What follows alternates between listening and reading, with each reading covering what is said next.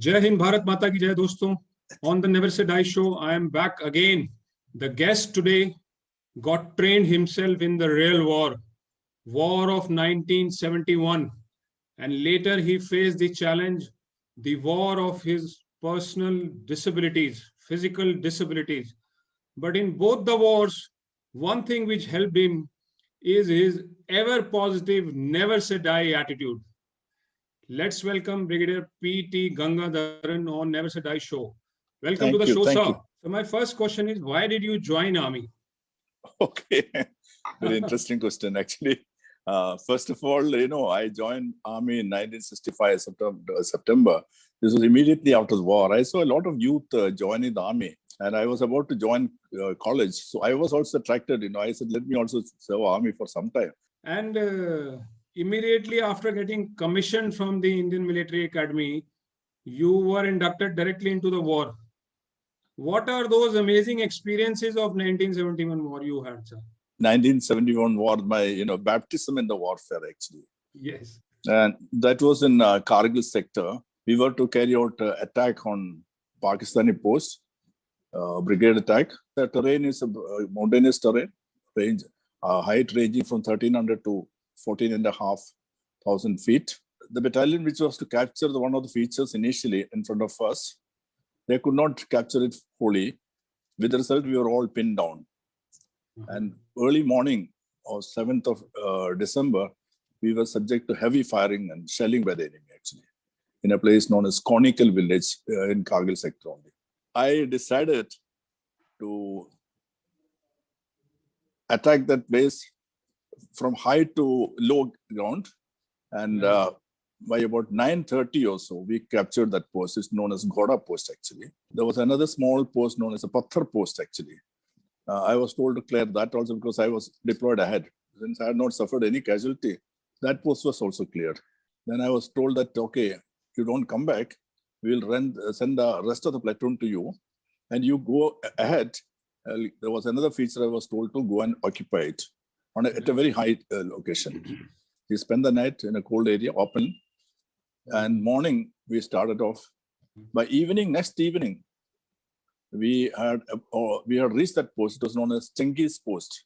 By about 8:30 or 9:30, I think around that time, evening we have captured that post. Minus 40 and all is too cold, and we had hardly any food also because previous night we had taken our little shakarpara and karmola and all those things. That's got finished. Then there was little dry fish here and there, the tin fish, that also finished. So one day we were without food, and this was the second day actually, evening. Okay. So we decided to cash on the enemy captured food actually, which was in plenty actually. Lot of meat, on hoof. I think we stayed almost about 17 odd days there actually. And we had large quantities of material there, there being an administrative post. In fact, that was one of the main supply points for their troops ahead, खाना खाने का खजाना बिल्कुल because I had no food and nobody knew where I was operating because वो भी तो है, I was under the brigade headquarters by then. Right. And that too, communication was only through RT channel. Nobody else knew where I was actually. I was doing everything. I was supposed to be looking after the left flank of the brigade, which I didn't know. What it was, left flank or right flank on those times, 6 months of service. Even before you were trained in advanced courses and infantry school, etc., you actually got baptized directly in the war. Yeah, one didn't know what was happening, but anyway, one composed easily actually, and one realized is war, and that means war means is actually fighting with weapons and actual firing.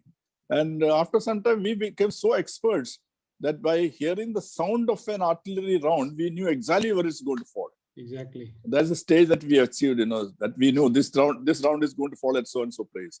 Sir, you were a young officer, however, not well trained, but you were leading a platoon of, trained soldiers. How did you motivate those trained soldiers? I was leading from the front, simple as it is. Right. Follow me. That's all. Once you start going ahead, you will find the men also coming forward. No, साहब आगे मत जाइए. हम आगे जाएंगे. हम इधर हैं. उसके बाद आपको जाना चाहिए. This sort of a thing, आपका नंबर अभी नहीं आया है. हम जाएंगे, सेक्शन कमांडर जाएंगे, फिर देखेंगे. So that's the thing, because otherwise, normally when the fire comes, men are slightly scared. Like, not slightly scared, actually. Everybody is scared of that. Right. So once you are in front, then they feel ashamed also, because they say there's a Sahab who is just about 6 months or he's going at it. We are just, following. That's not correct. So automatically the motivation comes. There are hardships in these areas like the tough terrain, the Kargil and Siachen. In Siachen also you served. What are the hardships of terrain? You see, we are not fighting enemy only. We are fighting the climatic conditions also, adverse climatic conditions, extremely low temperature, vagaries of weather, wind chill factor, frostbite also, and hypothermia, all sort of things. Secondly, that unless you survive, you cannot fight the enemy. So there is an instinct for survival actually. That somehow I must keep myself alive. Then only I can fight. I must be better than others. The honor of your battalion comes. My battalion, my paltons, should not be let down. Most important is your ability to lead a person from the front. And you have to motivate them in these points only, weather is all right. We will fight the weather. We'll fight the enemy also. Still we will succeed. Sir, later in your career, you suffered injuries. How did you suffer that injury and what is that injury? I was commanding a brigade in 1999 to 2000. And a very difficult sector, Tangdar sector. Right. Where the enemy is always on the offensive because that's in a bowl area actually. We had certain very, very sensitive posts, which is 25 meters from the enemy or 50 meters from the enemy, And some of the posts they were overlooking also. Some we were overlooking them, otherwise they were overlooking also. Right. So this was one of the posts where I had to go, and that could only be carried out during night time because daytime the entire route was under the enemy's fire. And I have seen that post, and they came. It was pitch dark. Weather became packed up, cloudy. It started raining, and the enemy also started firing. While moving this dark night, and I was the oldest person, I must say, because I was 50 plus, and somehow I slipped my feet, and I went for a toss 200 meters down. That is 700 feet down. Oh my God!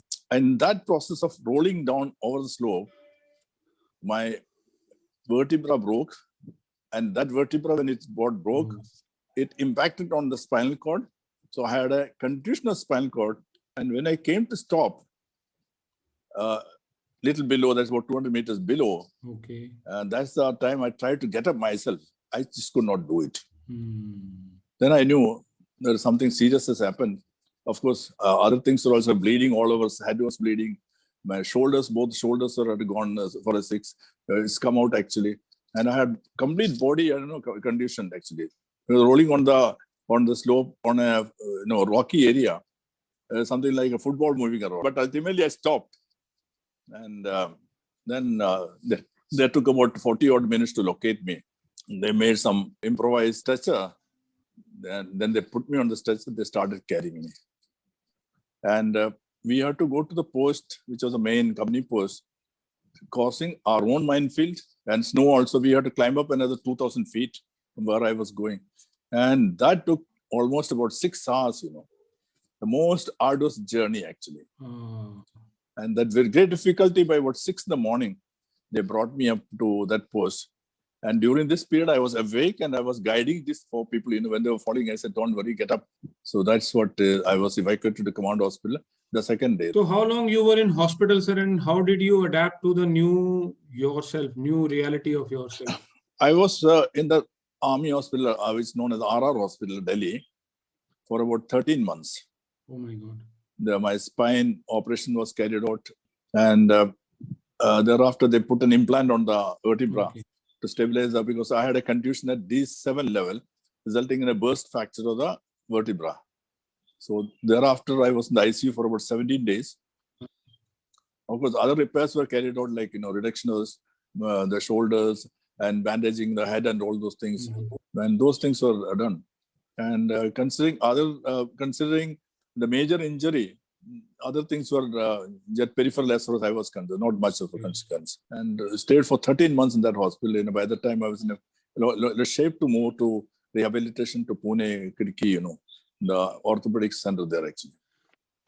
In Kidki, I was there about roughly 11 months. It must be tough in the beginning, sir, because somebody who was so fit, running ahead among the soldiers, super fit guy, suddenly in a sedentary life. How did you cope up with your mental adjustment, sir?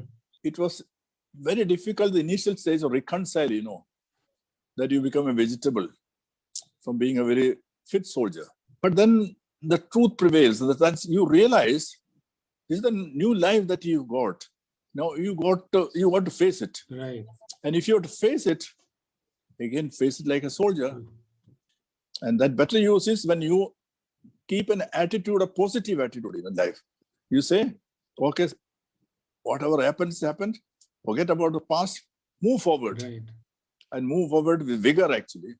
And never allowed anybody to feel sorry for you, Otherwise, there are a lot of sympathizers who come, sorry, you have come to this stage. No, I never gave them a chance actually to speak their way. Great. How did your family cope up with the new reality of yours? My wife is a very vibrant lady, actually. She also found it very difficult, because the lady used to run with me, in the evening, morning. And that stage, you find a man being on the bed, not even able to turn himself on the bed, being dependent on. So it takes a little time for them also, right? But they also feel, they know that I cannot be let down. Family support is very, very important. Particularly, I had two children. One was already an army officer. And the second one was a daughter. And she was, of course, studying.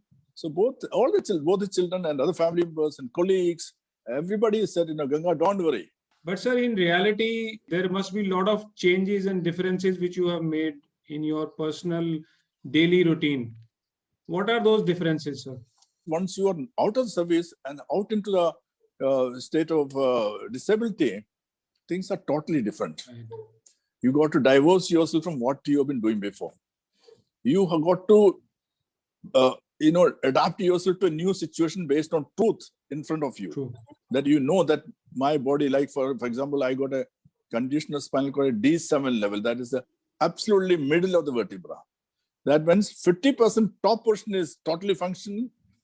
50% portion below the line, below the chest line is absolutely not functioning. Neither sensation nor motor movement. Oh, so you got to adapt yourself, by strict regime, like food habits. You probably have to change your food habits, because what happens when you have no sensitivity, no bowel movements correctly going, then you have to see that you don't eat food, which will make problem for you. Whatever work that you can do on the computer or otherwise, or even speaking to people or lecture or something, it can only be done on a wheelchair only. So you got to put on a wheelchair at the appropriate time. So everything is changed. The old life is gone actually. The new life with a new regime, not new sort of a routine is altered. And that is, you have to strictly follow it. If you falter it, you are inviting trouble. Right. Either you are going to have urinary tract infection problem, bed sore problem, all sort of problems you will have. So there's a totally new, regime under strict disciplinary code, more than before also. You cannot falter, even one fault you cannot make here. Whereas probably in active life, doesn't matter, it can be made up subsequently. That sort of a thing is a problem here actually. So I'm a paraplegic, and a paraplegic has got 50% functional. So you got to make sure that you go to the toilet. Like, for example, I have got to catheterize myself, self-catheterization once in about 4 hours to 6 hours. Oh. So I go to the toilet for 6 times in a day in a 24-hour cycle, which including night at 2 o'clock getting up and going to the toilet. Oh my God. Somebody will take you because you got an attendant. Otherwise, you cannot survive yourself. That's one. Secondly, you have to drink water at a particular time. Okay. Because so that you know the urine things in which coming, you know what time the urine is going to come out and how much you can retain and all those things. Then of course, stool also, that since there is the muscles are not functional, it has to be based on gravity only mostly. So when you go to the toilet, this is the time normally it happens. So you go to the toilet, and of course an odd time, you have to probably evacuate it also manually by using gloves and all things. That is also part of the life only. I have seen when I was in the hospital, Pune, we had a Gadwali boy who had a similar problem as well. I saw him not having motion for 10 days. And with this 10 days, he was crying actually. He didn't know what to do actually. Then They tried enema, everything, nothing happens. And thereafter, it was very difficult for the Safai wala to come and take it out manually, slowly. So that sort of a thing can happen. So what helped you to adapt to these new changes which you made in your life? Mentally, you got to be very strong. When the going gets tough, the tough get going. And maintain a positive attitude, an attitude of gratitude all the time. That you got life back, which would have been finished in 1 second, it's gone. It's got life back. That life you got to utilize. That's why the God has given you this life back, isn't it? True. And then, of course, one has to depend on spirituality to give you strength. Okay. I have an inner man. I have an outer man. Now, what is required is you have to strengthen the inner man. That's your mind, soul, consisting of your mind, your willpower, your emotions. You strengthen your inner man, automatically the outer man will get strengthened. So that is what spirituality gives you actually. It gives you absolute calmness, peace, total peace, calmness. Then absolutely there is a hope for future. Did you ever feel depressed and down? Yeah, depressed one will certainly feel, because after all, as I told you, that a person who was physically so fit, you find that you become a vegetable. And thereafter you'll depress. So when I was being evacuated from the top, for that area to the next place, so many things came to my mind actually. I said, I had seen a similar casualty taking place. I said, if I had died, this problem would have been, over once for all, 1 minute. And I felt, what happened to my career? I was in the peak of my career. I was doing very well in life. So for a couple of, you can say, minutes or a couple of hours, you feel, that's everything has come to an end. That depression is, I think, part of life. But with the strength that one can have in life, with one has actually I have in life, I overcame. That is all right. Doesn't matter. This is not the end of life. I'll move ahead. I thank God for what has happened. So that's why it's an attitude of gratitude. Yes, my life has been spared actually. That's what it is. Sir. In the end, I would request you if you can have a message for our public. There is much more than disability in life. That is ability to encash on the able part of your life. So this is not disability, it's ability to, I'm just, a small part of mine is non-functional, doesn't matter. But major part of mine, I can talk, I can speak to people, I can do a lot of things. Lastly, be humble, absolutely humble. Because if your humility is one factor that will take you high. In fact, there is a saying, if you're humble, the God will exalt you. So this was Brigadier PT Gangadharan with a strong message to stay happy. There is an inner man and there is an outer man among us, all of us. If you make your inner self, if you make your inner man stronger, outer one will become automatically stronger and happy. Do have the attitude of gratitude. Thank you so much for being on the show, sir. Thank you, DP. Till we meet next time with a new guest on Never Say Die Show. Take care of yourself. Stay happy. Jai Hind. Bharat Mata ki Jai.